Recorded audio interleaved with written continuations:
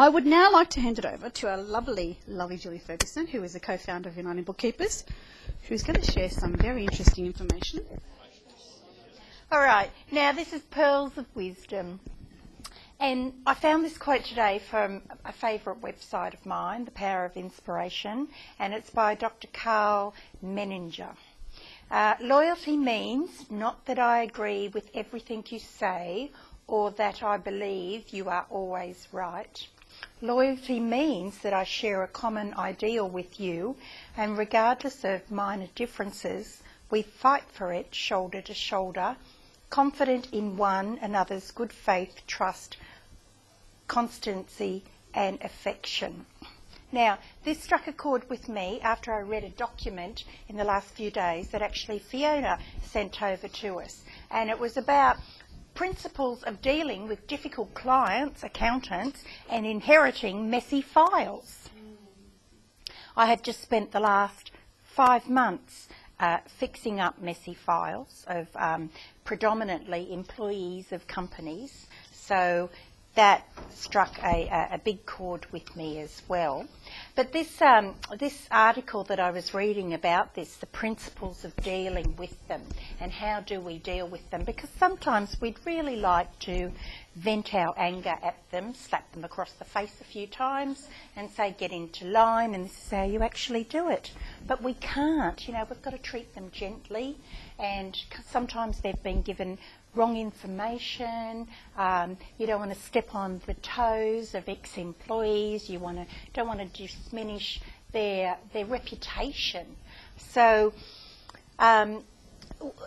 what I was reading about some tips to overcome these circumstances was communication. Do nothing without acceptance in writing from the client of what work they require you to perform. It is your role to change the bookkeeping of the past to match the way you would have done it. The answer is no, unless the client specifically asks you to take the responsibility to change it, and for you to be satisfied it is correct. So listen to what the client wants. Don't go marching off into the never going, I'll fix it all. How many years do you want me to do? And as the numbers go chonging through your mind about how much it's going to cost them and be in your pocket, let's communicate with them, let's communicate with the accountant, and let's just fix the systems as maybe we go forward and suggest, but always communicate. Now, communication with the client's accountant is critical, but in real life it's not always possible.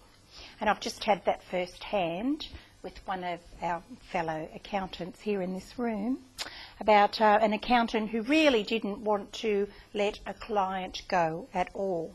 But the client wanted to go because the client's needs weren't being serviced by the accountant. So it was all done very gently, very nicely, but the ex-accountant went kicking and screaming and charged quite a lot to let the work go. So we, as bookkeepers, just need to sit and write it out. We let the accountants and the clients sort it out, we guide, and then we take instructions from the new accountant and move forward with that. And that's one of the biggest things that we can do. We take instructions how? In writing. We don't take it with what they say over the phone. And if they say it over the phone and you don't agree, just kindly say, could you please put that in an email for me? And then take the instructions from that, print the email out, put that on your work papers and file it away for the day that in event there may be an audit or some investigation. Always keep it in writing. If a bookkeeper or a BAS agent cannot knowingly be part of a transaction or a lodgement that involves a value that is not true to the law of GST or Tax Act, how do you handle these circumstances? Gain guidance from the accountant, post a suspense, ask for clarification. Put in writing the concern behind the transaction lodgement and remove yourself from the responsibility. So if you go, I know these goods for the house that they are building right on the invoice. Goods for private housing. And if there is an event of an audit, your information is there. Plus, I'd take a copy, photocopy it and put it in your own work papers just to make sure, because documents can be lost in an audit, primarily by the one who wants to lose them. So you can have that as a backup. And it's not to be nasty, it's to cover you, not anybody else, it's you. Being the agent between the client and the ATO, that holds a level of responsibility and obligation. Therefore, it's always imperative that you have written confirmation of your appointment. So, yeah, your letter of engagement, you must have that. You must have in writing that you can contact the ATO on their behalf. You must have in writing that you can lodge every BAS, and that can be done via email, but it's in writing. And obtain confirmation and accountant's involvement, if possible, for any ATO audit of a client. So if your client says, I've got an audit, just don't go, oh, that's cool, I'll handle it. Go, hello, accountant, come on down, we've got an audit. Let everybody know, okay, because there's things that they know that you might not know. And for your own integrity and well-being, bill all of your time. Life's too short to work for nothing. Get paid regularly and don't let the debt build up. Ask the question, can you live without doing the job when so much of it is out of your control? Which means you can say, oh, thanks very much for being a lovely client, but that's the end of it. See you later.